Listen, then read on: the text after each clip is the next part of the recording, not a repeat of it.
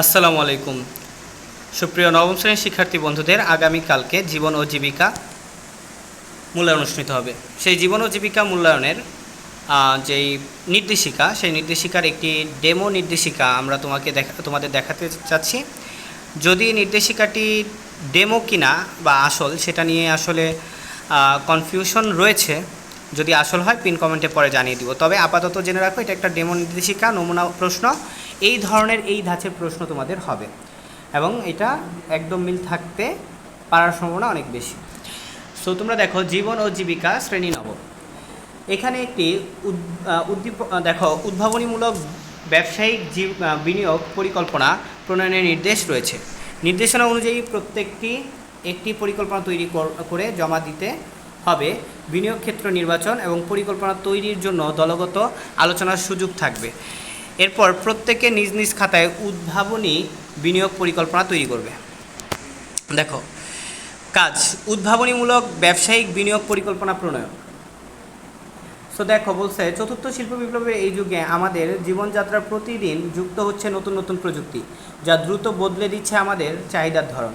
ভবিষ্যতের সম্ভাব্য প্রযুক্তির ব্যাপক প্রভাব পড়তে শুরু করেছে সকল কর্মক্ষেত্র ও বাজারে। যারা আরটিএইচে নতুন এসেছো তারা অবশ্যই চ্যানেলটিকে সাবস্ক্রাইব করো, তাহলে তোমাদের বিভিন্ন ধরনের শিক্ষামূলক ভিডিও কিন্তু আমাদের এই আরটিএইচ ইউটিউব চ্যানেল থেকে পেয়ে যাবা। তো দেখো, ফলে টিকে থাকার প্রয়োজনে জরুরি হয়ে পড়েছে সৃজনশীল ও উদ্ভাবনীমূলক ব্যবসায়িক ভাবনা। এই প্রেক্ষাপট বিবেচনা রেখে নিজ পরিবারের জন্য একটি উদ্ভাবনমূলক ব্যবসায়িক বিনিয়োগ ক্ষেত্র বেছে নাও। এরপর উক্ত ব্যবসায়িক বিনিয়োগ ক্ষেত্রের জন্য ধাপ গ ও উ নিয়ে দলে আলোচনা করে নিজ নিজ খাতায় প্রয়োজনীয় নোট রাখো। এর ভিত্তিতে এবার এককভাবে নিজ পরিবারের জন্য একটি উদ্ভাবনমূলক ব্যবসা পরিকল্পনা করো। তবে উক্ত ব্যবসায়িক পরিকল্পনার নতুন প্রযুক্তিগত সুবিধার সমন্বয় ও ব্যবহার যেন থাকে তা নিশ্চিত করতে হবে। শিক্ষার্থী বন্ধুরা দেখো, উদ্ভাবনমূলক ব্যবসায়ী বিনিয়োগ পরিকল্পনা তৈরি করার জন্য নিচের ধাপগুলো অনুসরণ করতে হবে। প্রথম অংশ, পরিবারের জন্য ব্যবসা নির্বাচন। পারিবারিক আর্থিক পরিস্থিতি বিশ্লেষণ করতে হবে। শুরুতে যে আমি কোন ধরনের ব্যবসা করতে পারবো, আগে আমার আর্থিক বিশ্লেষণ করতে হবে। প্রথমে পারিবারিক আয়ের সর্বোত্তম ব্যবহার বিনিয়োগ করে একটি পরিবারের বাজেট তৈরি করতে হবে। এরপর পরিবারের আর্থিক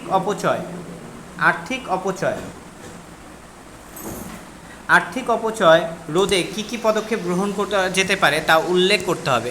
এরপর সময়, সুযোগ ও নিজের সক্ষমতা অনুযায়ী সংশ্লিষ্ট যেসব কাজের দায়িত্ব গ্রহণ করেছে সেগুলো তালিকা তৈরি করতে হবে। তো দেখো, ধাপ 2, ব্যবসায়ের ধরন নির্বাচন। প্রথম ধাপের পারিবারিক আর্থিক প্রথমে একটা বাজেট তৈরি করবা, পারিবারিক বাজেট। তোমরা বইয়ে যেটা পড়ছো সেরকম একটা পারিবারিক বাজেট তৈরি করবা। তারপর হচ্ছে প্রথম ধাপের পারিবারিক আর্থিক পরিস্থিতি বিবেচনায় নিয়ে পরিবারের জন্য উদ্দীপনামূলক একটি ব্যবসায়ী নির্বাচন করতে হবে। সেটির মেয়াদ হবে স্বল্প, মধ্য নাকি দীর্ঘমেয়াদী তা উল্লেখ করতে হবে। একটা ব্যবসা, সেটা কি স্বল্পমেয়াদী হবে না দীর্ঘমেয়াদী হবে না মধ্যমেয়াদী, সেটা বেছে নিবা। তো ব্যবসাটি কেন বেছে নেওয়া হলো তার যৌক্তিক অর্থাৎ পারিবারিক চাহিদা ও সুযোগ আছে কিনা, আয় ব্যয়ের সাথে সঙ্গতিপূর্ণ কিনা, সম্ভাব্য ঝুঁকি মোকাবেলা করা যাবে কিনা উল্লেখ করতে হবে। এখন তুমি যে কোনো একটা ব্যবসা নিতে পারো, যে কোনো একটা তুমি ব্যবসা উল্লেখ করতে পারো। সো এরপরে দেখো, তোমার গতে বলছে ব্যবসায়ের প্রত্যাশা ও প্রভাব নিরূপণ। তো ব্যবসাটি থেকে তুমি কি কি প্রত্যাশা করো, এই ব্যবসা থেকে তুমি কি কি প্রত্যাশা করো, যে এটা দিয়ে তোমার পরিবার চলবে বা কী আসে বিষয় তা উল্লেখ করতে হবে। এই ব্যবসার কাজে নতুন কি প্রযুক্তি ব্যবহার করা যেতে পারে এবং তার প্রভাব কী হতে পারে তা বর্ণনা করো। এই ব্যবসাটি টেকসই এবং উদ্দীপনামূলক কিনা, যদি তাই হয় তাহলে কেন টেকসই এবং উদ্দীপনামূলক মনে হয় সপক্ষে যুক্তি দেখাও।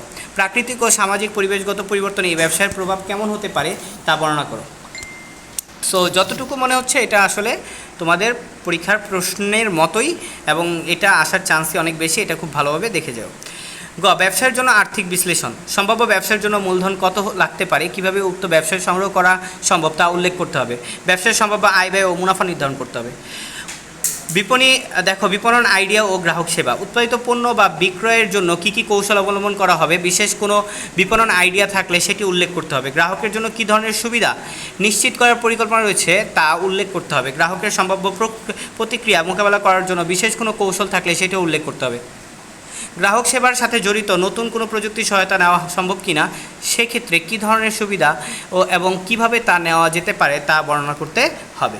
সো আশা করি শিক্ষার্থী বন্ধুরা তোমরা তোমাদের প্রশ্নটা খুব ভালোভাবে বুঝতে পেরেছো এবং এইটা আসলে তোমরা সলভ করার ট্রাই করো, এবং যদি এটা আসল প্রশ্ন হয় আমি পিন কমেন্টে জানিয়ে দিব।